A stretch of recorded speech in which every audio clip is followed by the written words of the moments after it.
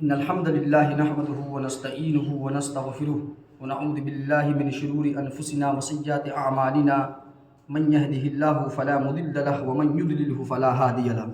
وأشهد أن لا إله إلا الله وحده لا شريك له وأشهد أن محمدا عبده ورسوله وأعوذ بالله السميع العليم من الشيطان الرجيم بسم الله الرحمن الرحيم قال الله عز وجل يا أيها الذين آمنوا لا تلهكم أموالكم ولا أولادكم عن ذكر الله ومن يفعل ذلك فأولئك هم الخاسرون۔ محترم سامعین، آپ حضرات کے سامنے اللہ رب العالمین کی مقدس کتاب قرآن مجید کی 28ویں پارے سے سورۃ المنافقون کی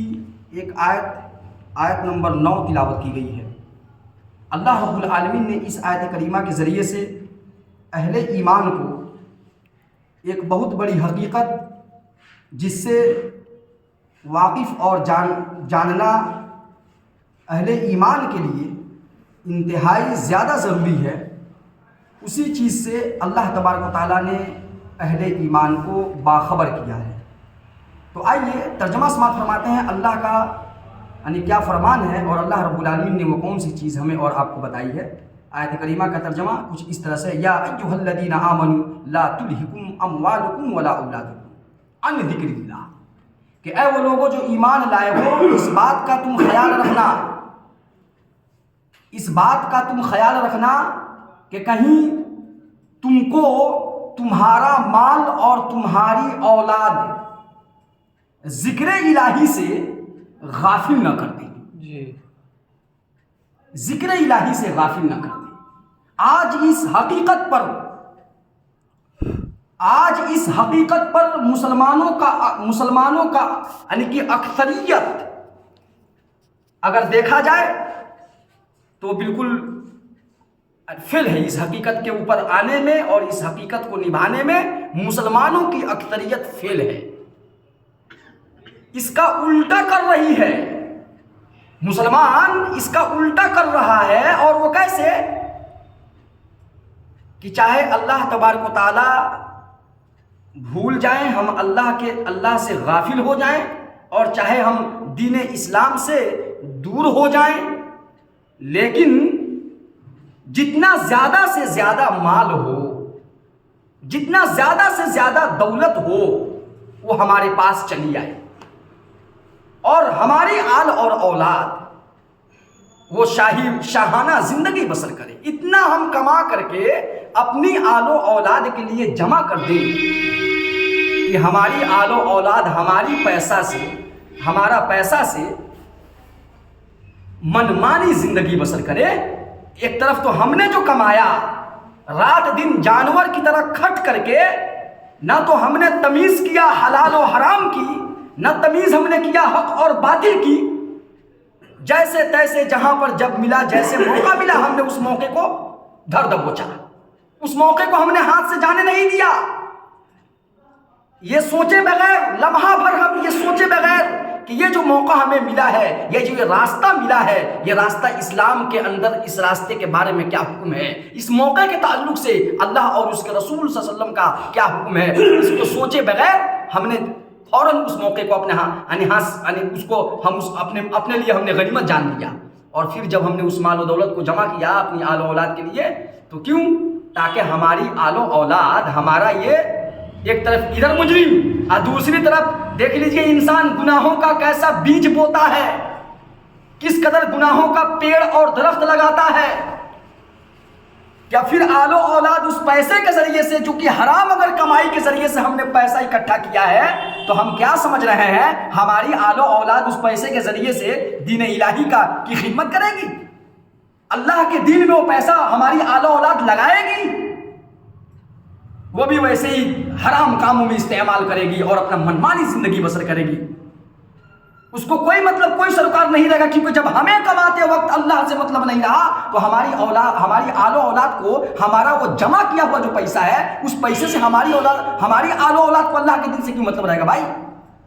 جیسا کہ تیسا۔ اس لیے اللہ رب العالمین نے کہا کہ یاد رکھو اے مومنو، تمہیں میری ذکر سے، میری یاد سے تمہاری اولاد اور تمہارا مال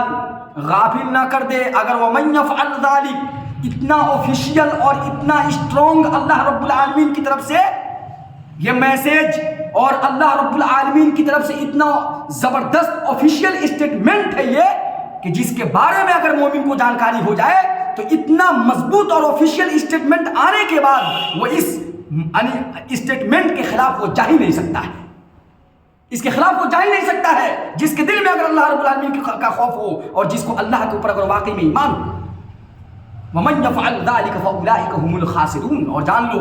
کہ جس نے اس کے خلاف کیا، یعنی جس نے اپنی آل و اولاد کے چکر میں ان کو شہانہ اور ٹھاٹ باٹ کی زندگی میسر اور فراہم کرنے کی چکر میں جیسے تیسے مال جمع کیا تو سمجھ لو وہی در حقیقت میرے یہاں نقصان اٹھانے والا ہے،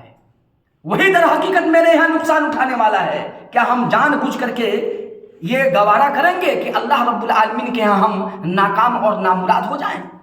جواب آئے گا نہیں۔ تو پھر ہم وہ راستہ کیوں اختیار کرتے ہیں جو لا محالہ جس کا نتیجہ اور انجام اور رزلٹ وہی ہوگا جس کے لیے ہم جواب دے رہے ہیں نا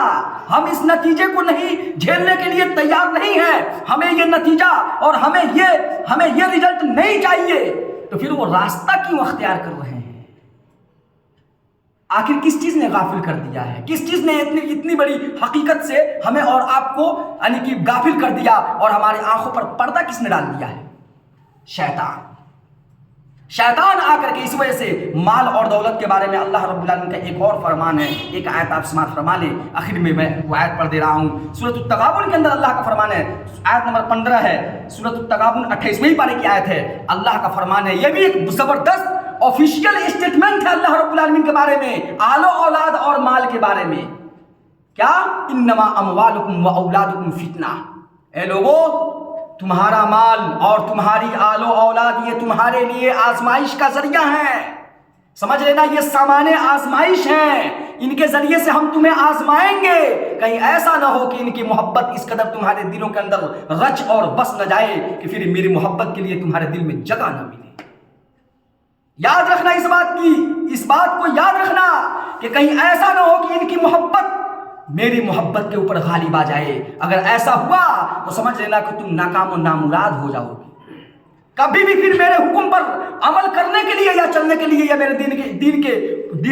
میرے دین اسلام کے اندر آنے کے لیے تم قطعاً اور کبھی بھی تیار نہیں ہوگے۔ جب بھی چلنا چاہو گے ان کی محبت چونکہ آلریڈی پہلے ہی سے میری محبت کے اوپر جب غالب ہے تو ان کی محبت آڑے آ جائے گی، ایک اتنا بڑا انکش لگا دے گا، ان کی محبت لگا دے گی اور رکاوٹ بن جائے گی، پھر تم میرے دل پر عمل نہیں کر پاؤ گے اور لہٰذا اس میں نقصان سراپا تمہارا ہوگا، اور اتنا بڑا نقصان ہوگا کہ نہ جانے تمہارے ماتحت اور جو افراد ہوں گے وہی تمہاری آل و اولاد تمہارا کہیں دشمن نہ بن جائے، جب تم دین کے مطابق ان کی تعلیم و تربیت نہیں کرو گے، جب دین کے مطابق تم زندگی نہیں بسر کرو گے تو تمہاری آل و اولاد ہو سکتا ہے کہ تمہارے لیے وہی